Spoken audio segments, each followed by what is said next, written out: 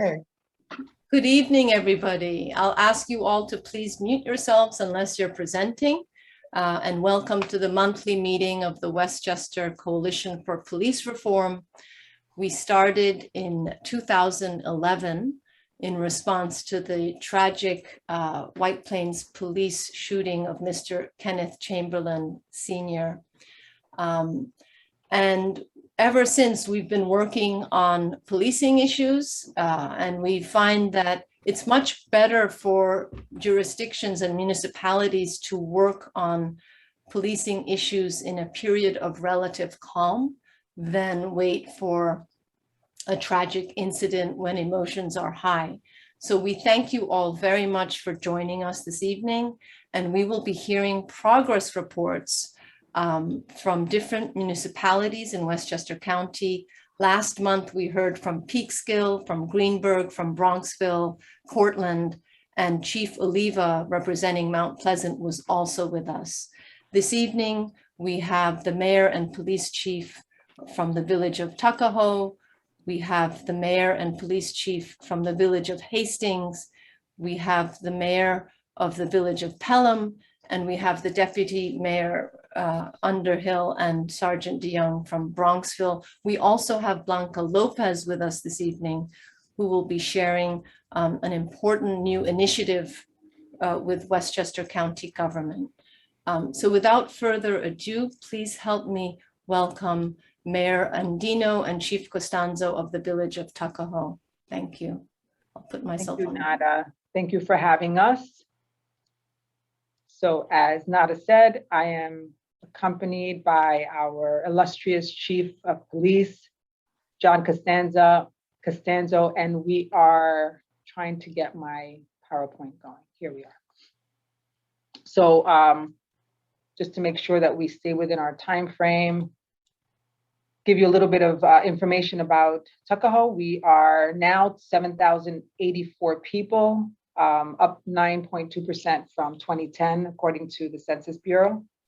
Our demographics include 71% of the population is white, 10.6% is Asian, Latino, 10.4%, and our Black community is 7.3%.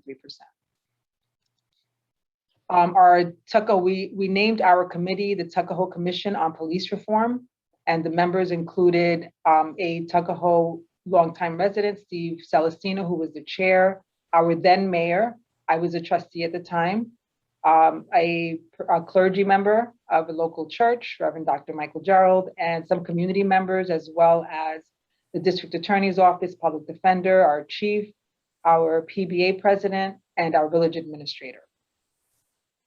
So part of our process included, we had several public meetings, we distributed a stakeholder survey, and we had meetings where we deliberated on the results of the survey, the input we got from the public, and then we'll talk a little bit about some of the recommendations that came out of that and where we are with those recommendations.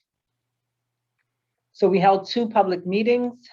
They were hybrid meetings, so we had some people in person, and we also had an option for via Zoom for those who were concerned about COVID.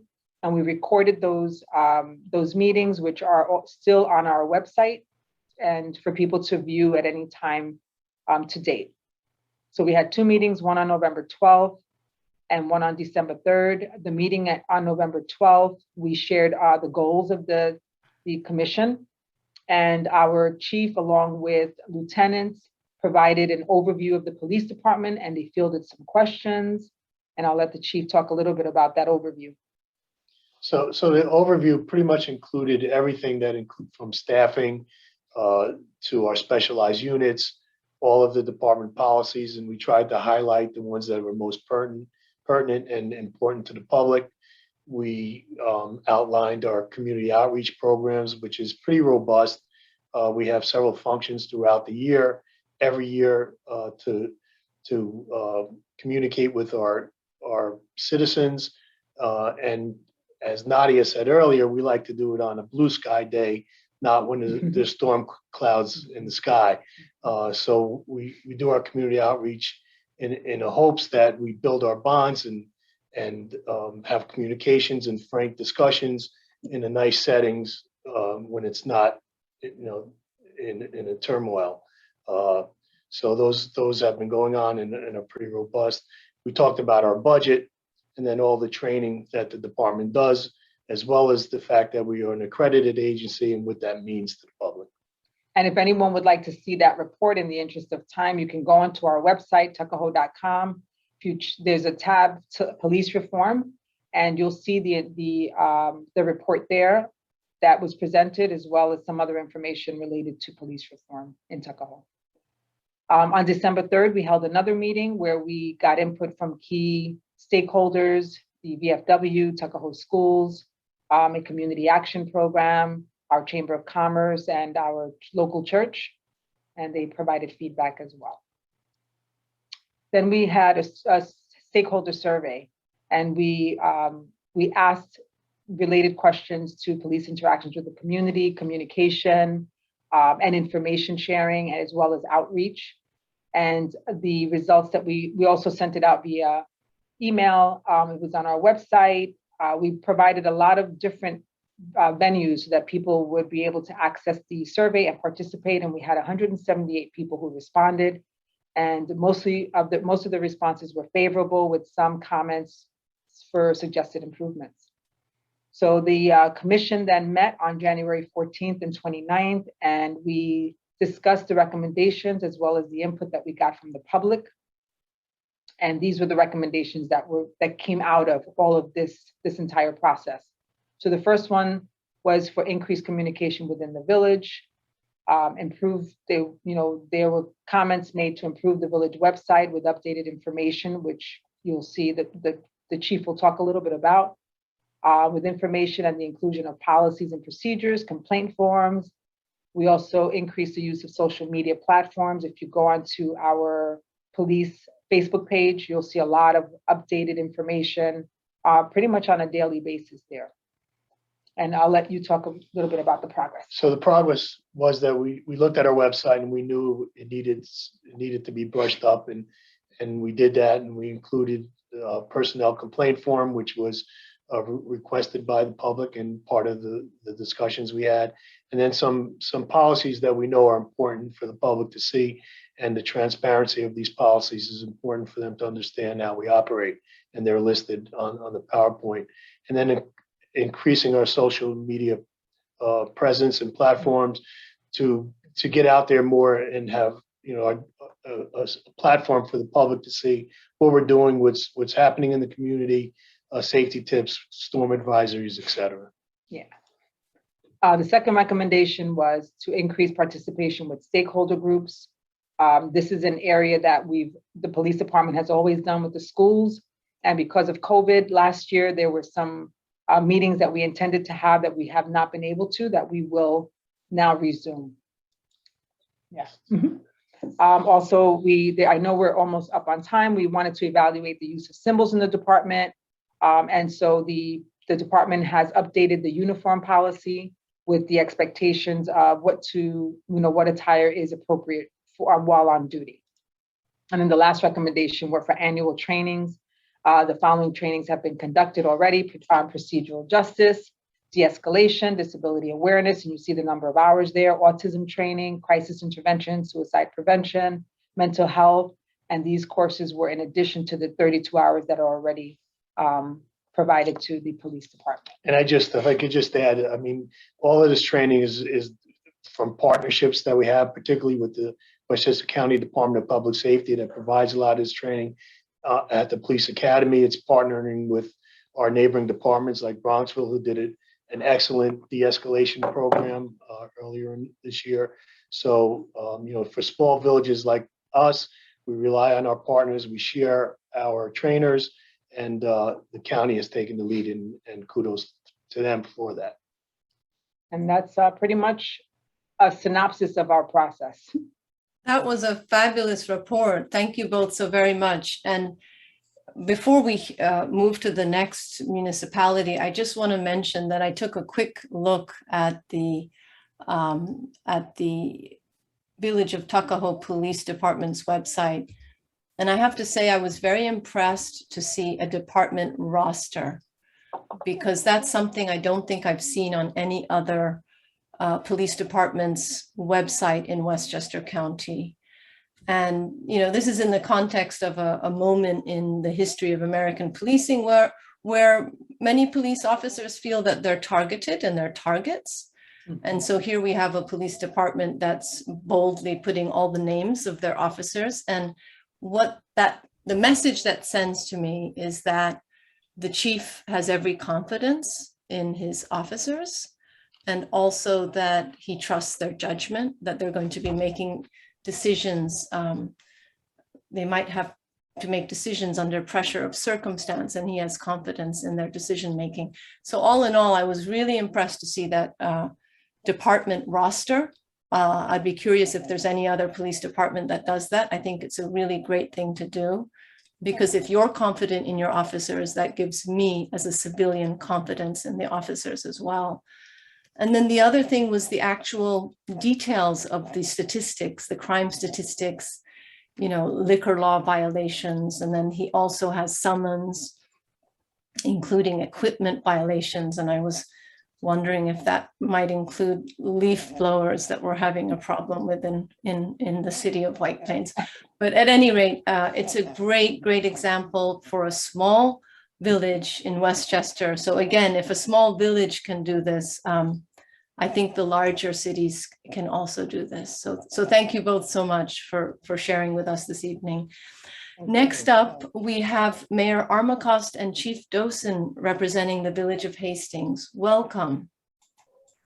Thank you so much, Nada. And I am delighted to be here and very thrilled that Chief Dosin has agreed to present with me. And he is the one who has all of the technical kind of processes in his hands. So Chief, if you can bring up our presentation, that would be super. If you can put it into presentation mode, it'll be easier for me to read it. Yeah. So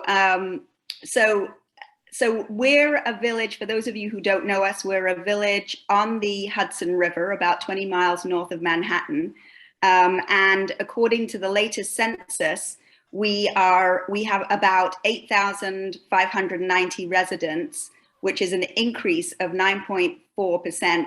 Mainly, we think, because we counted people better this time around than in 2010. And the following makeup: so white alone, 74.2%, Hispanic or Latino, 11.3%, Asian alone, 5.7%, Black or African American alone, 2.6%, and two or more races, 5.5%. So relatively similar to Tuckahoe. Next slide, please. We have a police department with 21 officers. The department has grown in diversity because of the focus of the board and the chief. So we have 4 out of 20 officers, 1 officer retired recently, who are women, and 3 out of 20 officers who identify as minorities. Next slide, please. Our police department responds to about 5,500 calls a year. And in pre-COVID times, you can see the breakdown here. Most of the calls related to ambulances and burglar alarms, but they did make 135 arrests, with 69 of them related to DMV issues and 39 under the penal law, and 27 were related to a juvenile facility that we have in our village that is subsequently shut down. Next slide, please. So we began our process in September of 2020 and solicited volunteers to serve on what we called the Police Reform and Reinvention Collaborative Task Force. Out of 50 people who expressed interest, we were so surprised that so many people were interested. We ended up choosing a diverse group that was similar to the makeup of the Tuckahoe task force, with all of the people that had been suggested and or mandated by the governor. The task force was formed in early October, and we set up a dedicated web page where you can see all of the documents related to the task force. And the task force had held multiple meetings that were all open to the public, as well as 2 public fora late in the year. Next slide, please. And the The committee came up with a set of subcommittees, one on equipment and technology, one on training, one on community policing, and one on youth. Those were the topics we deemed most relevant to Hastings. And each subcommittee produced a set of recommendations which were presented to the Board of Trustees in the final plan. And the chief will, who was part of that committee, will drill down with you on some of those recommendations. So Chief, over to you. Thank you. So one of the big undertakings here is the New York State Police Accreditation, which I am in the process of updating all the policies and procedures to make sure everything is in compliance with the New York State accreditation. To help the department, the village purchased the Power DMS software, which is fabulous. All our policies are on this program. The New York State accreditation works with this program. It's all electronically. If we didn't have this program, we would have cabinet drawers full of folders with all the standards and a lot of paper. So we're saving a lot of trees. So I thank the village for that.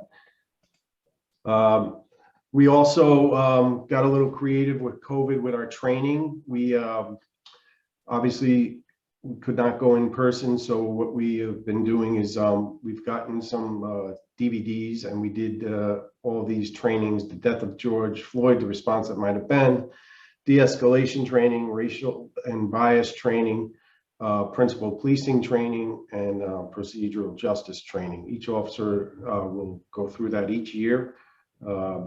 And we have, hopefully we'll be going back in person. We have 2 officers that have been certified as de-escalation instructors, and we have 1 officer that is certified as a procedural justice principal policing instructor. He did hold a class in person for us and our surrounding villages just recently. We also have we've developed a crisis intervention team, and we have 5 officers who are in. 1 is currently at the police academy this week, training for crisis intervention.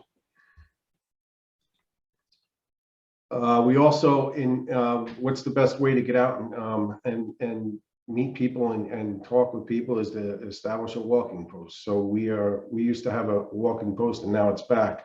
So what we're doing is we are walking in the downtown at designated times. We're not going to do the same time every day, but it'll be 1 time in the morning, 1 time in the afternoon, and 1 time in the evening.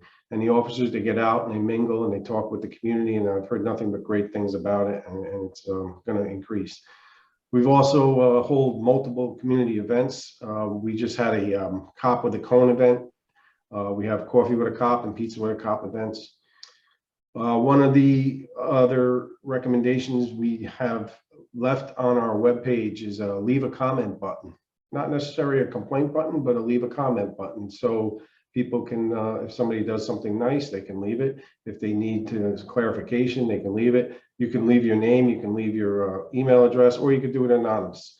And I've gotten a lot of feedback with that, and it's good.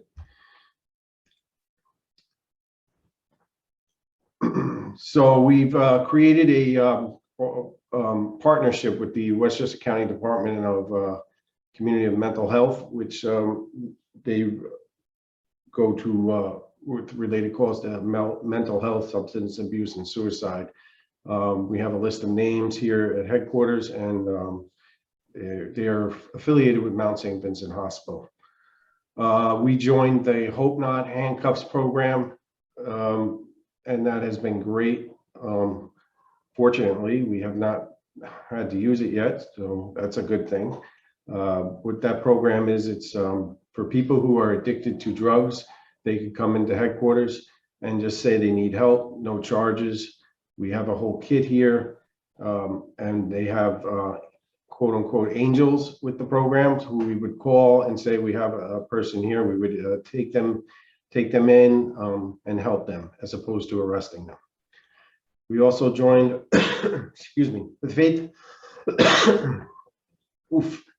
in Blue organization.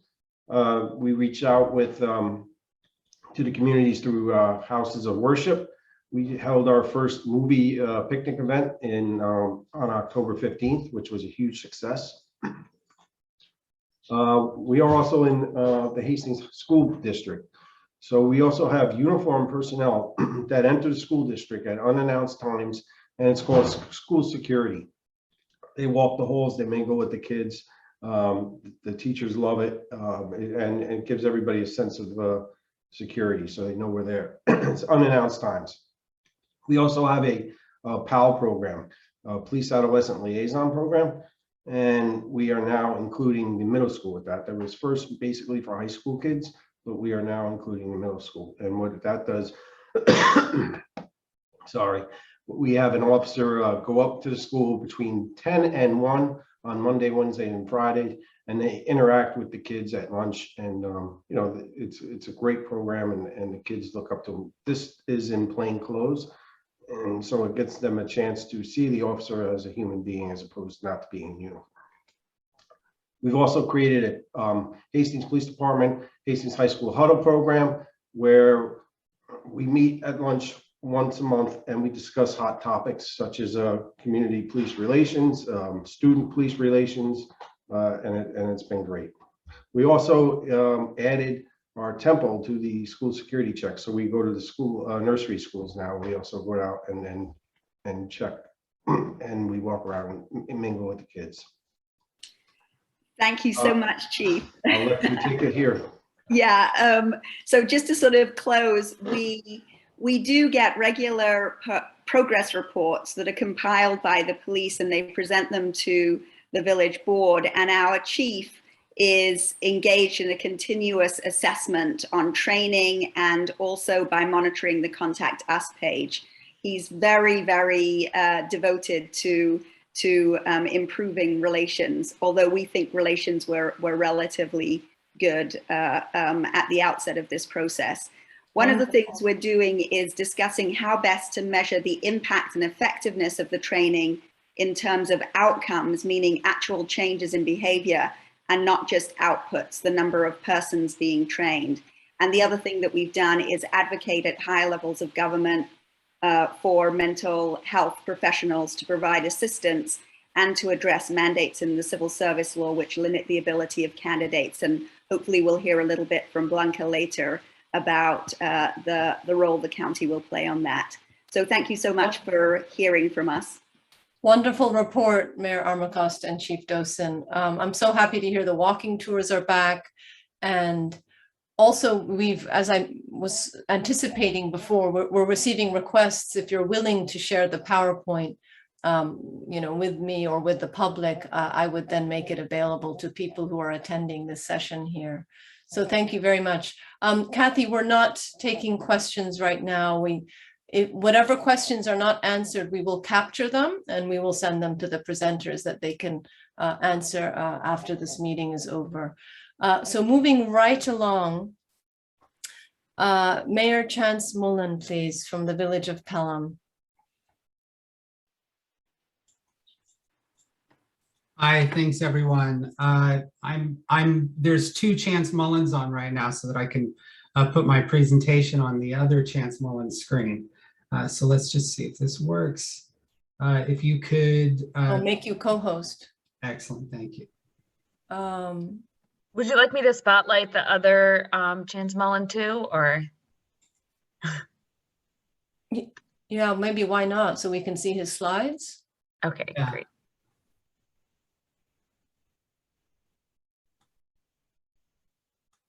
Did I make the correct Chance Mullen co-host? No, you made the other one co-host. I made the other one. Okay, let me see. He's an imposter. Don't listen to him. There we go. Okay.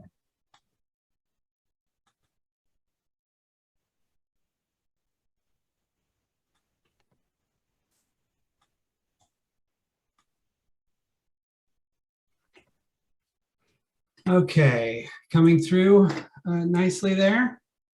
Very well. Thank you. So my name is Chance Mullen. I've been the mayor in the village of Pelham since 2019 for about 2.5 years now. And thank you for inviting me to this. I'm really proud of the work our village has done on this front, and I'm glad to share it with you all. Just so we're all on the same page, Pelham is one of those funny villages. Most people know the town of Pelham, but the town contains two villages. The village of Pelham on the north end, and the village of Pelham Manor on the south side. And for all intents and purposes, we're completely separate.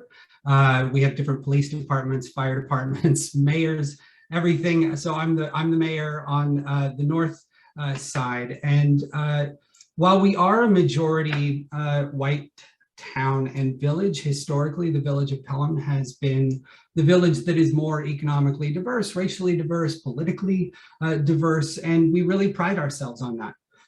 We're also a very small community. We are 0.8 square miles. And one thing that was helpful in this process was that all but one of our local police officers graduated from our high school, and about half of our officers still live here in the village. And that's something you often don't have in, say, a city. Whereas here, when you go down and protest in the park, the cop that's controlling traffic usually lives right next door. And so that neighborly feel is something we leaned into during the process. And I actually do want to give a little bit of context. We had vigils in our park after the murder of George Floyd for about 28 days straight. And I went and spoke, our superintendent went and spoke, and folks came out to share their stories. And some involved interactions with our police officers, naturally, but the bulk of them were actually interactions with their neighbors, with classmates and with teachers, and folks expressing frustration with our culture. And so by the time the governor released his executive order, we knew that we were going to jump into it with both feet. And this right here, what you're seeing, is the timeline that we followed. And it was very intentionally set up not by our local board. Even though the board would have to ultimately take responsibility for the action plan, we really felt that this needed to be dictated by residents, and specifically Black residents. And so our local elected officials, other than me and one board member, didn't really get to start weighing in on recommendations until the end of the process.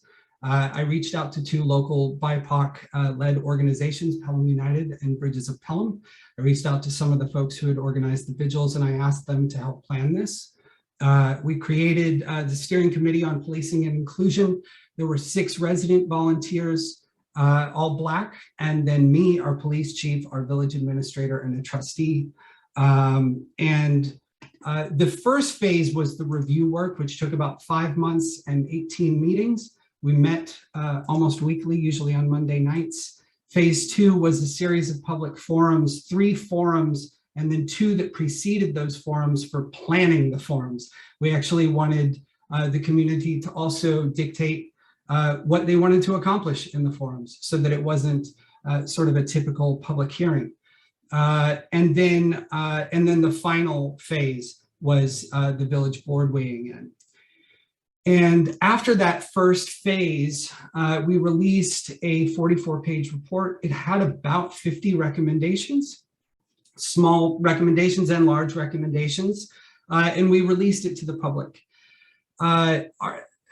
It's difficult to explain the significance, I think, of that document when we released it. Our village is a suburban community, and similar to many other suburban communities, while we do see ourselves as diverse, we are majority white. We have a relatively higher median income. We are trending liberal, and people were very generally supportive of the work we were doing, thank God. But at the same time, this entire conversation was one that we have never had so explicitly before. And that lack of practice can sometimes create a taboo feeling about race. So part of what we wanted to do was be as honest as possible, go on the record about many of the things that people had expressed to us, and open up conversation. And so what you see in these contents of the report, and this is available on our website, we spoke about governance structure and the issues that created. We spoke about many of the things that you're going to see in the various reports, we also spoke about school residency investigations, and the superintendent came in and provided data on that. We spoke about housing protections for renters. We spoke about public art. There was a public art project during that time, and we wanted to make sure that we were lifting voices that had historically been marginalized in our community. We ended up launching an arts council during this process. But ultimately, we landed on 12 areas. So we took those different recommendations and bucketed them.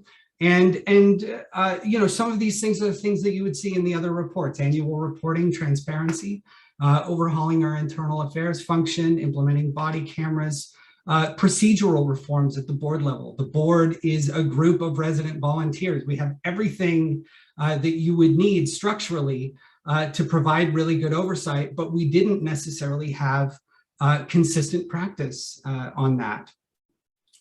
We wanted to, things like operationalizing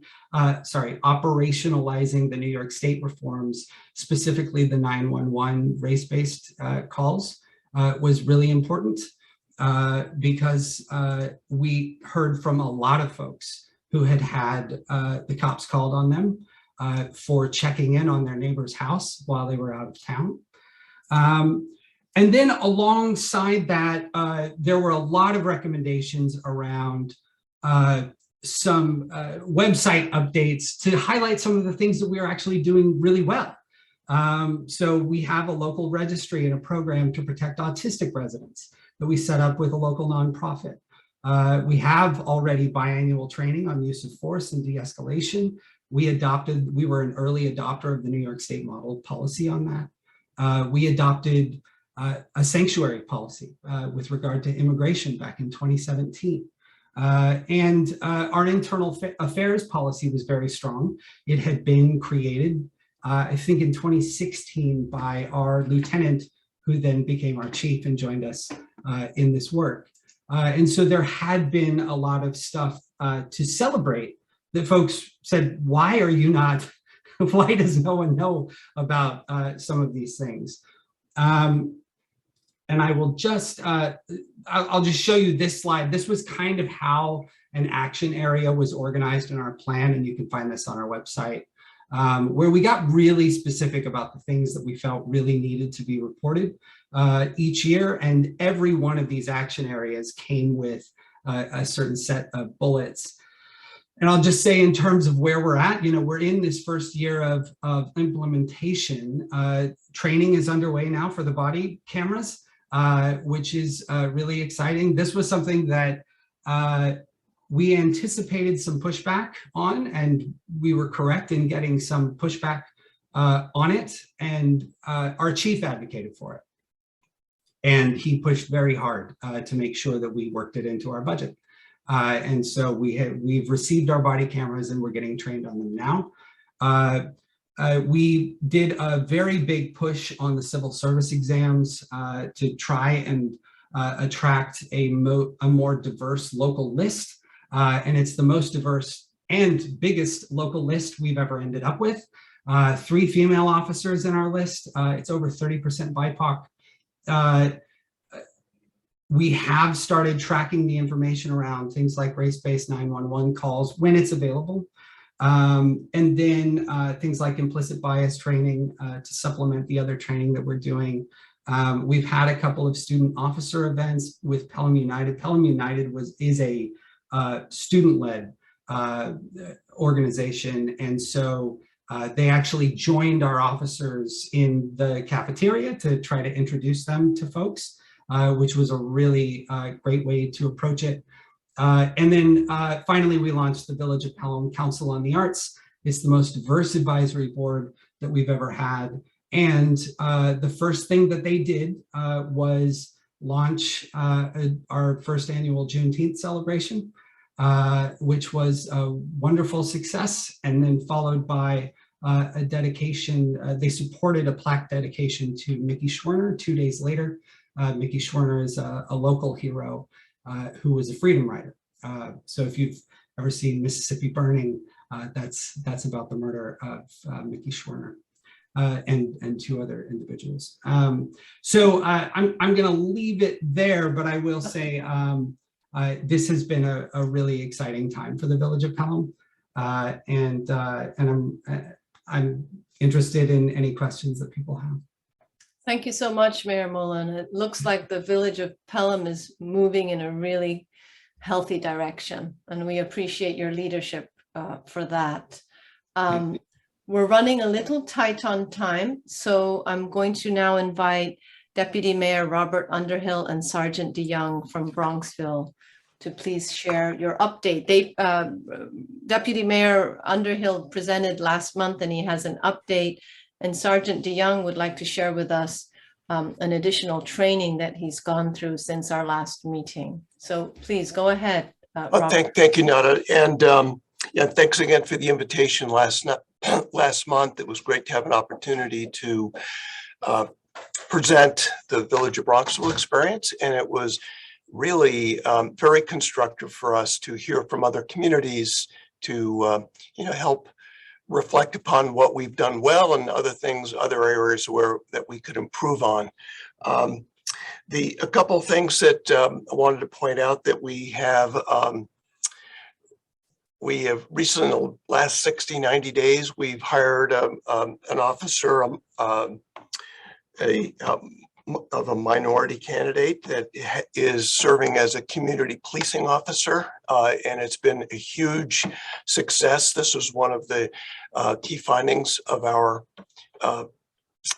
study group, and Officer Matt Stein, has been a great addition, walking around, meeting kids, meeting shop owners, developing relationships, and it's really fun to meet with him and say, you know what, I'm making a real difference. And it's so great to see what a policeman walking around, meeting people, developing relationships, getting to know names does to our community. We've also made a major effort to have coffee with a cop, breakfast with the cops. We had a major cookout that we had with the Village of Tuckahoe, and we recently had a pizza night. So those community outreach events have been really well attended, and the community loves them, and our officers love the opportunity to meet more people. One of the things I really wanted to follow up with was last month we talked about the posting our data and I made a statement that I had to walk back during our talk last month, but we have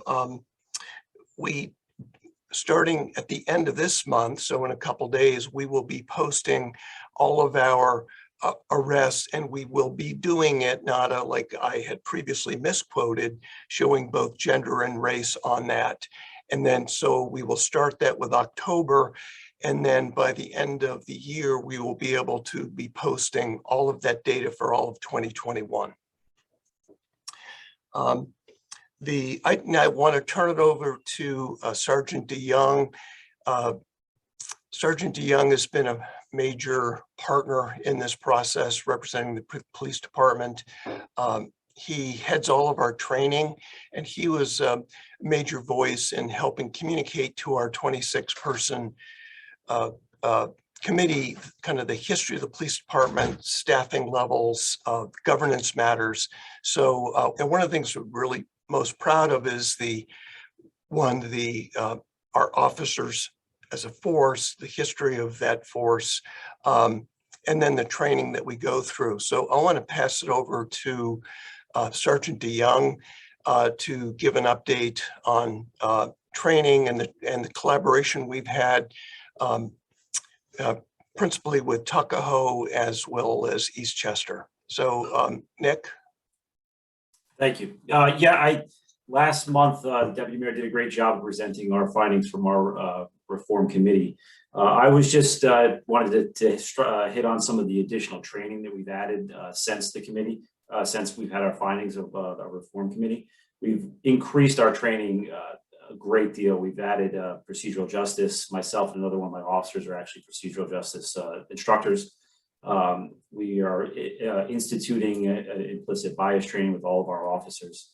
And we've increased our de-escalation training, as Chief Costanzo said. We did so along with Tuckahoe Police earlier this year. We're really just, our training numbers have grown up so much with our officers, with the support of the village and the administration, the chief and of police here, that we are able to, we're increasing our training to a tune of our officers are training on average 10 to 16 hours a month in various different topics. So our training program is really going forward. We're really proud of that. Our community outreach, as Deputy Mayor Underhill had said, we have our community policing, where once we get up to full staff, we're going to be instituting a community policing unit that will be responsible for being out in the community, interacting with our shop owners, our residents, and heading up our programs such as our Coffee with the Cop and our Pizza with Police, along with our partner agent departments of Eastchester and Tuckahoe as well. We have updated our website to reflect the arrest numbers, as Deputy Mayor Underhill stated. That will be in effect this month. We've also updated, we have our use of force numbers for the last 10 years on there, but going forward annually, that will be updated. That was part of our reform committee recommendations. Going back to what Tuckahoe Police was saying, we also have a roster on our website, and it has a list of all of our officers. And if you were to click on it, you can send an email to each one of our officers. You know, they will interact with anybody going forward. Body cameras, we had started that program prior to the reform process, and now we're about a year and a half into it, and we actually have great response by our officers. They actually they requested the body cameras, so that program has been going very well. And like I said, we covered a lot last month, Deputy Mayor Underhill, so that's pretty short and to the point for you. That's great. And then, you know, speaking about training, Sergeant DeYoung will be leaving us shortly to be leading active shooter training within Bronxville over at Concordia with the Tuckahoe and Eastchester Police Departments. So and I want to say with Tuckahoe on here, it's great to have an opportunity, me as a trustee and deputy mayor, to be able to watch the and be present with these training episodes with both forces in place. So thank you, Nick. I really appreciate it. So that's it from us. Well, that's a wonderful report, and all the training you mentioned, Sergeant DeYoung, is exactly what the general public is asking for: the procedural justice, the de-escalation, the implicit bias. So thank you so much, and very good to know about the department roster. Who was the first to put that on the website? Was it Bronxville? Oh, it had to be Bronxville. Okay. No, and I think, you know, it's so important. You can't overestimate training. I mean, if the training is not training, number one, it's great for everyone. If your cops are well trained, it helps them, it protects the people on the street, and it protects our residents. It's good governance, choosing good people, good management, but it's training. Training has to be at the heart of all of this. So this is something we are not letting the gas up for 1 second on the training. Thank you so much, Robert. It's 7:17, so I would love now to segue to our final presenter for this portion of the panel. And it's Blanca Lopez, and she will be sharing with us a new important initiative coming from our county government. Blanca, thank you so much. Thank you, Nada, and thank you to Paul. Thank you to the members of the Coalition for Police Reform for inviting me. I'm Blanca Lopez. I'm Assistant Director of Operations for Westchester County, and I'm also a Village of Portchester resident. I see my friend Tom Kistner also on the Zoom, and he and I, we were part of Portchester's police reform task force as well. So I'm here to talk to you about Project Alliance. I know in your prior meeting, I believe Mr. Davis had given you an outline of what the program is about, and the county executive and I had also presented in the summer to talk about the components of Project Alliance. So I just want to do a review of the 5 prongs that make up Project Alliance and kind of give you an update as to where we're at. And I would be more than happy to answer any questions at the end. So Project Alliance came to be as part of a 4-month-long working discussional working group that was made up of commissioners from our Public Safety Department, Social Services, Emergency Services, Department of Community Mental Health, and myself. And we came together to respond to one of the 52 recommendations that came from the county's Police Reimagining and Reform Task Force, which had to do with to expand the use of specialized teams to respond to mental health calls countywide and explore additional co-response initiatives. So we knew right off the bat that one particular implementation was not going to address this massive recommendation. And through our talks and our discussion and our conversations and our review actually of the local police departments and their own reports that were submitted to the governor, we came up with 5 different prongs that actually build linkages among police officers, dispatchers, members of the EMS community, mental health professionals, and the community at large to address the needs of county residents with behavioral health needs. So the first prong actually is the 911 dispatcher training. And this training, which is free of charge and it's offered to desk officers, law enforcement agents throughout the county, provides 911 diversion training. The training goals are to the ability for dispatchers to effectively refer callers to behavioral health crises resources, to help dispatchers have the skills or strengthen their skills to handle emotionally distressed callers, and to enhance the communication skills of dispatchers. In order for us to do this, we had 2 phases. The first phase and our first goal was actually to train, it's an 8-hour course. It was to train all of the county dispatchers. So we had 18 of our dispatchers from public safety, as well as 26 dispatchers from 60 Control, which is based in our emergency services department. And they all completed their training as of August 2021.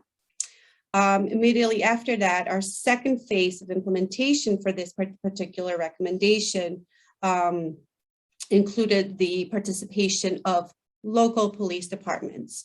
So we invited all 43 police departments to participate. So far, we've had 121 dispatchers, desk officers, call takers that have been trained, and they represent 21 different municipalities. We have also trained St. Vincent's Hospital. They've participated virtually, and we're also in the process of training state police, because as you know, when you call 911, whether it's a landline or a cell phone, it goes to different areas. So we want to make sure that every dispatcher, regardless of where they work, are trained successfully in this type of diversion training. Our second prong had to do with the enhanced training for EMT in responding to behavioral health issues.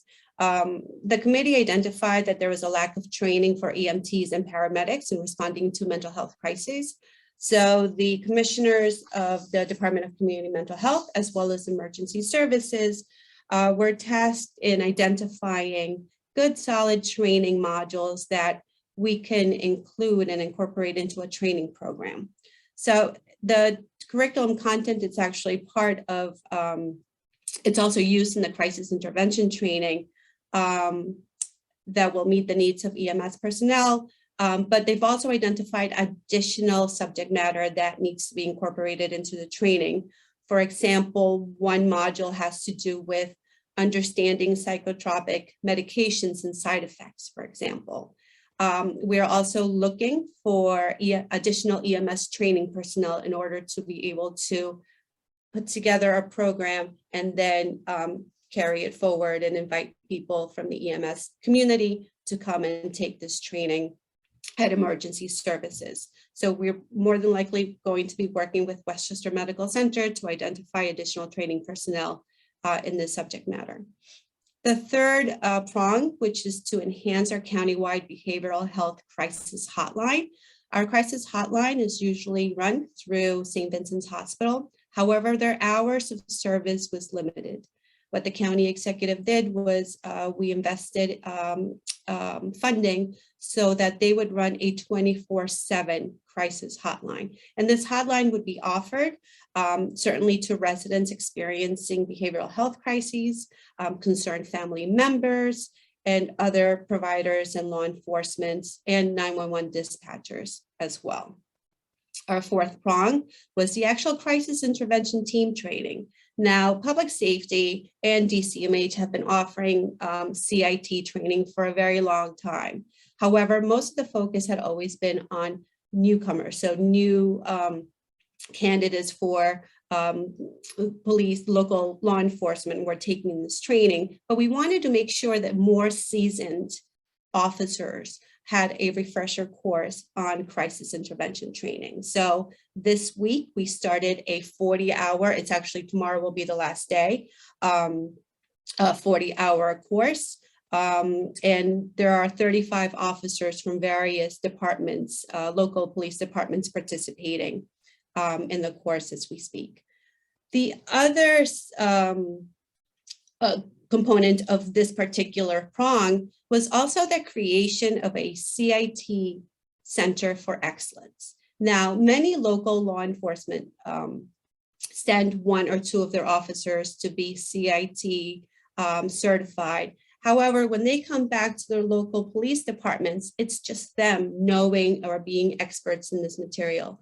What we want to make sure, and through the Center of Excellence, is that we provide, we meaning the various departments that I mentioned, that we provide technical assistance so that if these local police departments want to create their own CIT teams, they have the resource and the technical assistance at hand to know how to create these teams, how to support them, and how to maintain them. So that is part of an initiative that we are working on. Again, and in order for us to do that, the county also needs to officially have their own CIT team. So we're in the process of doing that, and through DCMH, we will be offering technical assistance to police departments who want to create their own CIT teams. We know that some police departments already have a full functioning team. Others are in the process of looking at having one. I see that Hastings is exploring this idea, which is great. So we want to make sure that the county is there to provide their resources available to help them become successful at this. And the fifth, and certainly not least prong, is probably the component of the recommendation that ties all of these different sub-recommendations together, which has to do with the creation of mobile crisis response teams. Now, this is an innovative partnership between the mental health system and law enforcement in responding to the needs of residents experiencing mental health crises. And the MCRTs consist of staff. It'll be about 7 to 8 people who have substantial training and experience in addressing mental health and substance use systems. Their primary role will be to support law enforcement in addressing mental health crises by rapid engagement, assessment of needs, and providing short-term support and linkages to necessary services.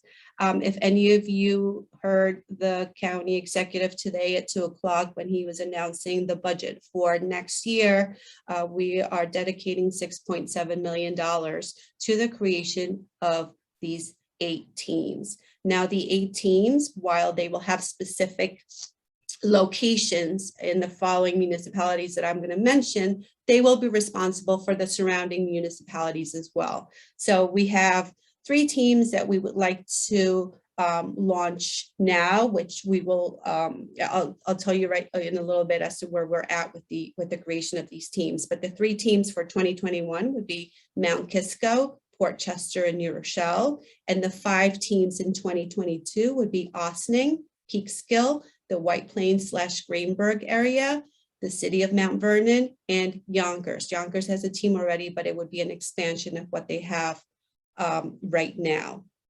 We, through DCMH, we released an RFP on August 27. We received several responses, and right now there is a committee, a stakeholder review committee we just finished sitting in the presentations from the various organizations that submitted a response, and we're in the process of scoring these proposals. I can tell you that the county executive is extremely excited to be able to provide these types of services. And again, we felt that not to say that all 52 recommendations are not important. However, we knew that addressing the mental health needs of county residents is a team effort, and it is a county-wide effort. So we're very happy to be able to focus our synergies in putting together this 5-pronged approach. And we look forward to seeing the implementation and its success next year. Thank you. That's wonderful news, Blanca. Thank you so much for sharing that substantial report. It's so important, and all the municipalities were concerned about service calls that involve a mental health situation. In fact, we had the chance to listen to a police chief, the Tucson Police Department chief. When he looked at his data, he said that up to 30% of his service calls involved a mental health situation. So they created a dedicated team like you're talking about, Blanca, and it's a team that's trained. They wear civilian dress and they travel in unmarked cars because they said that people were much less anxious when they knew, and they also had a policy. They created a policy in Tucson, Arizona, that anyone experiencing a mental health crisis will not be arrested. So when people knew that there's no chance of this ending in arrest, they felt much more comfortable calling the local police department for assistance, knowing that people would come who are in civilian dress and in unmarked cars. So that was a really helpful presentation we heard from Arizona. And it's really exciting to see us move on this in Westchester County. Well, for all of our guests, I'd like to thank you so much. I'm afraid we didn't leave enough time for you all to have a discussion with each other, or for our audience members to ask you questions. What I'm going to say is, if anyone does have a question, put it in the chat, and the WCPR steering committee will make sure to relay it to the guest speakers. Just make sure in the message that you put that you say who the question is for. So please help me thank all of our guests this evening. This was extraordinary. I'm sorry we don't have more time to ask you questions, but we really appreciate each and every one of you taking the time to share your progress with us this evening. Thank you.